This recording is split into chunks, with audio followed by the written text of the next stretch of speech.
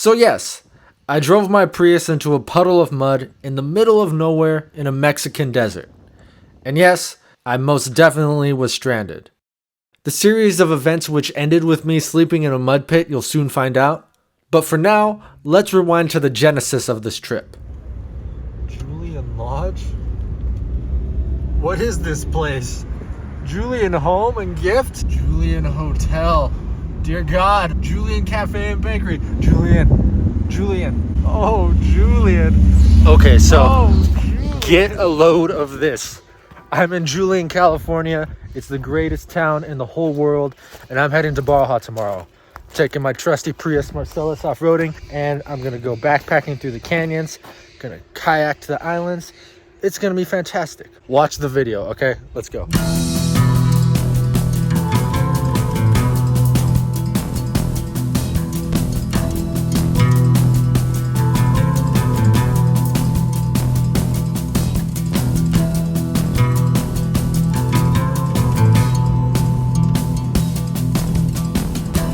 Made it to Mexico, in Mexicali.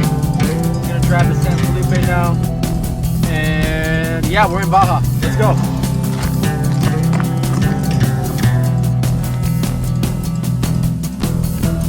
Can't see him right now? But there you go, now you can see him.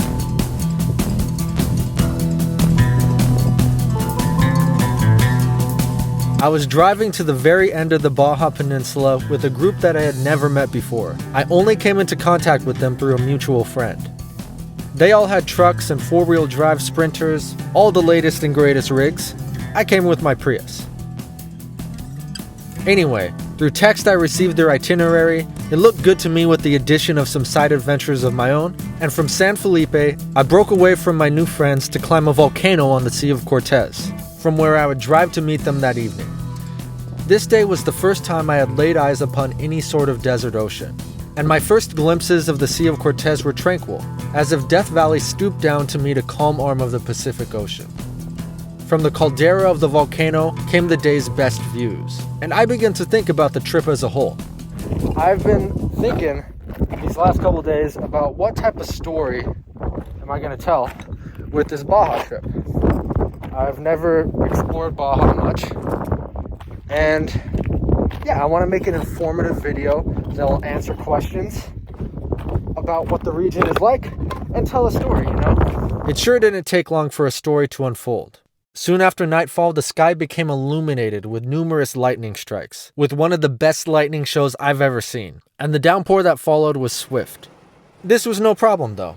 I slept in my car as I have hundreds of times before, and in morning I went on a hike during the tail end of the storm.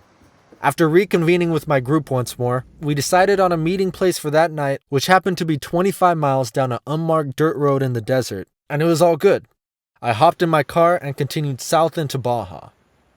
On days like this in regions I've never explored before, I like to go wherever the wind takes me, and I ended up at a beautiful beach near Gonzaga Bay, where in the murky water I stumbled upon a stingray, which scared the heck out of me, and took in the tranquil scenery of the area.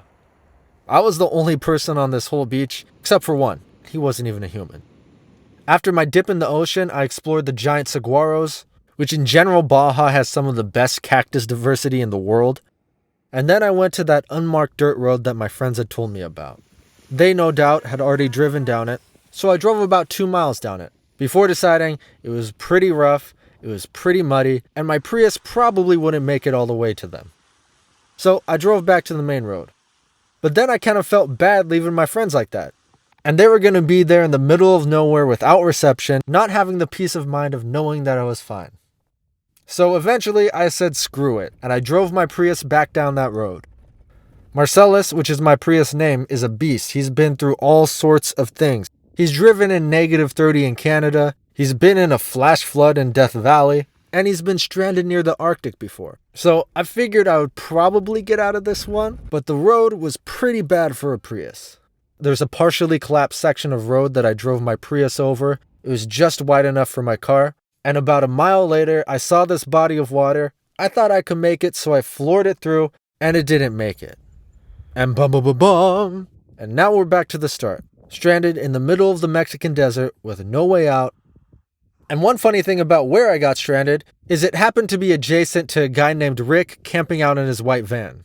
By the way, his van was two-wheel drive and he had no towing equipment. He wasn't going to pull me out of there. Anyway, he came to check out the situation. It's been a long night. Long night. Oh man, you really are stuck. Yeah, that's right. What's your name?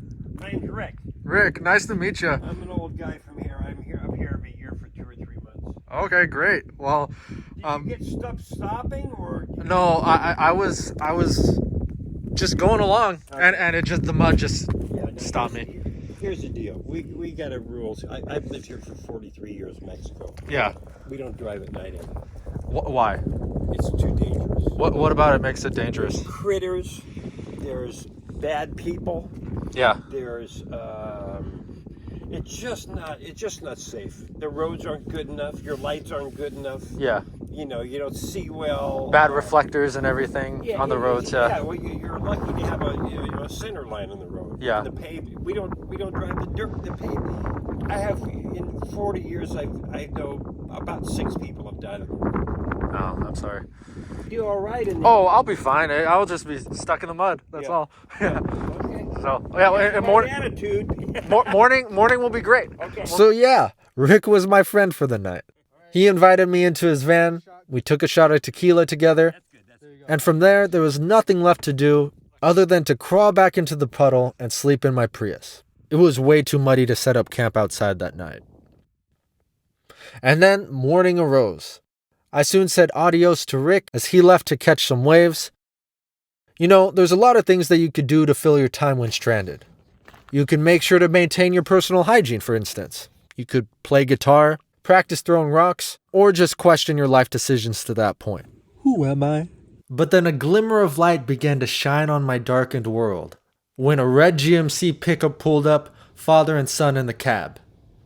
They had almost zero knowledge of English, but what they did have was a 4-wheel drive truck with a cotton rope. I trudged through the mud and tied the rope to my car's anchor point. And para atrás. But upon our first attempt,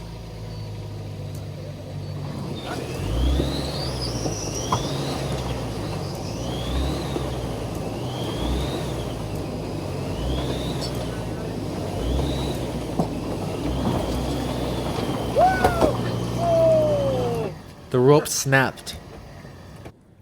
Then we tried again. And guess what?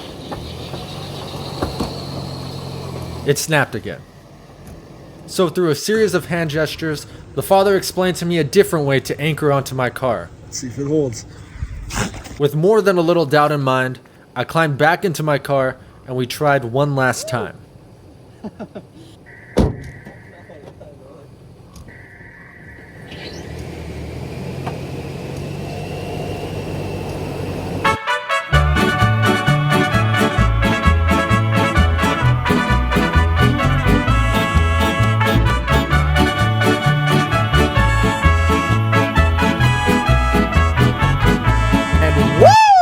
Well, Marcellus, you've done it again. I was out of there. Good to go. My car looked great, and I was so grateful to that Mexican father and son. I had barely any pesos to give them, but with profound gratitude, I sent them off. Well, they got me out of there. I'm glad for that. And it was time to drive to meet my friends. I got stuck only about 9 miles from them. But they had only given me an idea of where they would be camping, not a precise location. They just said we'll be at El Cardón, which potentially can encompass miles of coastline. So I did the only thing that I knew how, and I searched for them. I hiked the beaches for hours. Eventually, I actually ran into Rick again, which was pretty funny. Rick! Hey, you made it! I made it! Wait a minute! He was amazed that I had made it out there. And I just continued hiking. But after hours of searching, I crested a hill, and sure enough, there was a bunch of campers on the top of a dune. My eyes aren't the best, so I walked into their camp, and I saw one of the people that I had met before. I found the group. So after debating whether to even drive down the road, getting stranded for the night, And going on a search mission for a group of people I had only known for a couple days, I was at my destination, El Cardón. And in hindsight, I'm so glad I drove out there. It was an awesome stretch of coastline. It was so beautiful. Here's some sights from the area.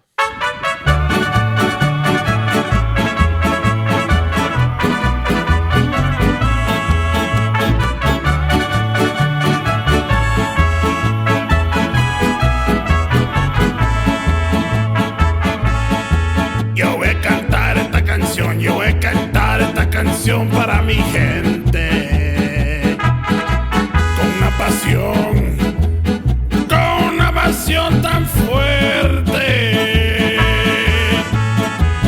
Ay, ay, ay, ay, ahora sigo cantando y sigo gozando, yo sigo cantando y sigo gozando.